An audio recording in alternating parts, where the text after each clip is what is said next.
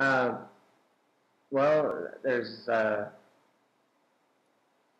for teaching. I mean, I guess I always wanted to be a teacher for a long time, and I thought I wanted to be a high school teacher or junior high or something, and then I just happened to be a teaching assistant for an anthropology class at the university level, and my first day of teaching that class, uh, I had to pull down a screen so that I could project something, and I had to stand up on a chair to pull down the screen, and I stood up on the chair to pull it down, and as I stepped down off the chair, my shorts caught on the chair and ripped my shorts all the way up to the side. so my underwear was actually showing, and I thought, well, on with the show, we can't just cancel class. So I taught that whole day with my, kind of like wearing a skirt with a big slit down the side so you could see my underwear. And but I still had such a great time that when I left that class, I was really like skipping home practically. I mean, I was flying home, and I knew from that moment I needed to be a university professor of some kind. And I was a long way from that at the point. I was, I hadn't gone to graduate school yet. I was still an undergrad, so it was going to be 7 years or so. But that's what set me on track to become a teacher. Right. Well, so there's been a long sort of evolution of it all, but I'd say it started for me as a student when I started to realize that the teachers that I really liked were not leaving me with a lot of answers at the end of each semester, but with a lot of questions. It was like the course wasn't done yet for me. And at first it seemed frustrating because the old student perspective is, well, I took biology, so now I should know biology, or I took neuroscience, so I should know neuroscience. It's as if we expect to get knowledge in these little packets. And what I realized was that the best classes made me realize that this is an ongoing conversation that never ends. Like neuroscience is an ongoing conversation that never ends. So I had this neuroscience professor who just turned me on to this conversation. It wasn't about taking in the knowledge, it was about, and just like knowing neuroscience, it was about sort of being a part of that conversation. So I was really excited by that, and then I took an anthropology class, and the same thing happened. So I was leaving these classes with these questions that were bigger than what could be answered even in books sometimes. Like I was getting right to the edge of the field and realizing, okay, my questions still aren't answered. There's more out there. And I guess that's when you know you're ready for a PhD. That's what a PhD really is. It's like when you're going to push the field a little bit. So I ran with anthropology. So then I went through my program in anthropology, and that's a whole other story. But jumping ahead then when I got back into the classroom 6 years later, so it took me about 6 years to finish my PhD, and I'm on the job market, and my job interview for the job that I really, really wanted, which was here at K-State, the job interview was that you had to teach a class in front of 400 students because they knew whoever they hired was going to have to teach these huge intro classes. It's probably the most important thing that the person in this position does.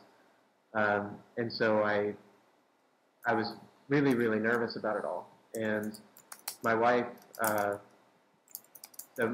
listened to my first draft, and so my first draft, this is my first lecture, but I give it to my wife only, and my wife is just totally bored the whole time, and she ends by, she confronts me about it by saying, this might be really interesting to an anthropologist or to an anthropology graduate student, but just think back to who you were when you were an undergrad. Is this really going to connect with you?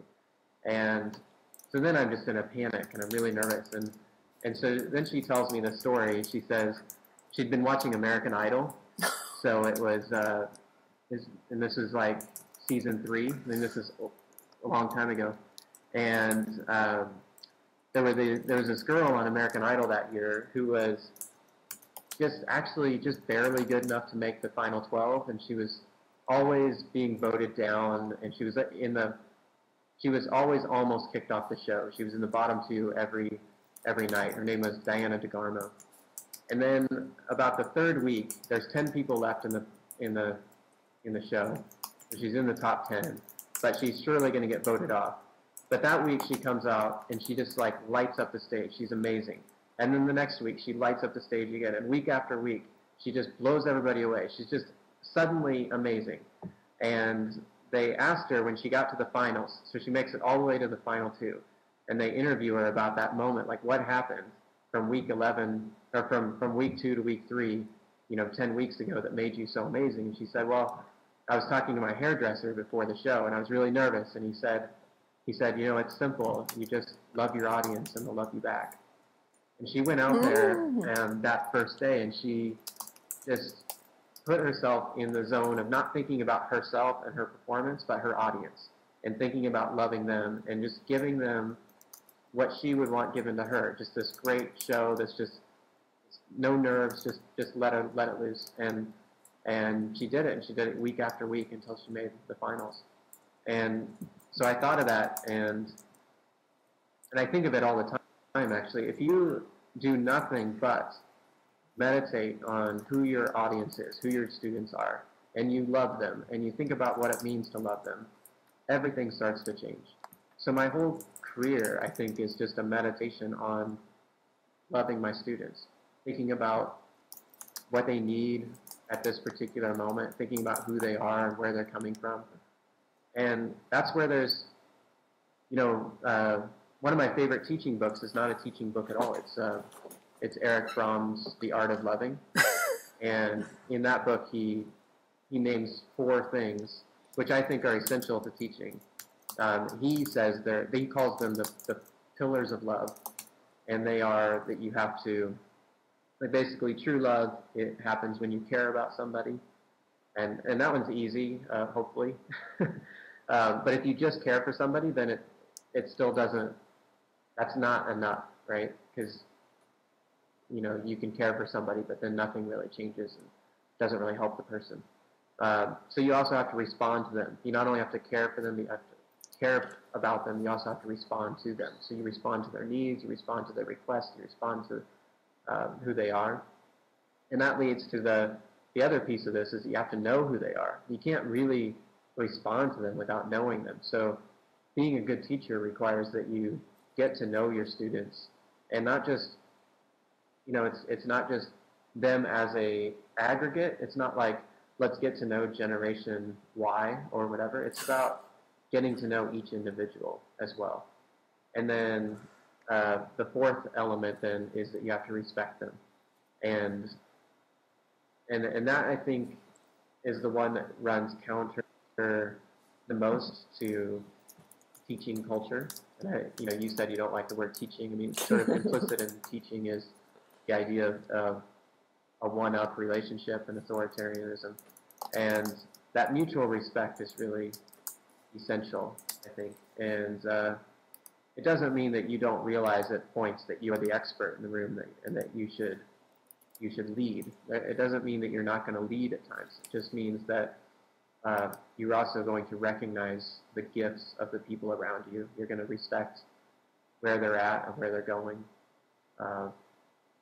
And that all of those things are really hard to do, and it takes a lot of practice. And that's why my teaching didn't change overnight. It changed through a long meditation on these things and thinking about what it is to love my students and learning more about them and learning more about what they need and where they might be going, all of that.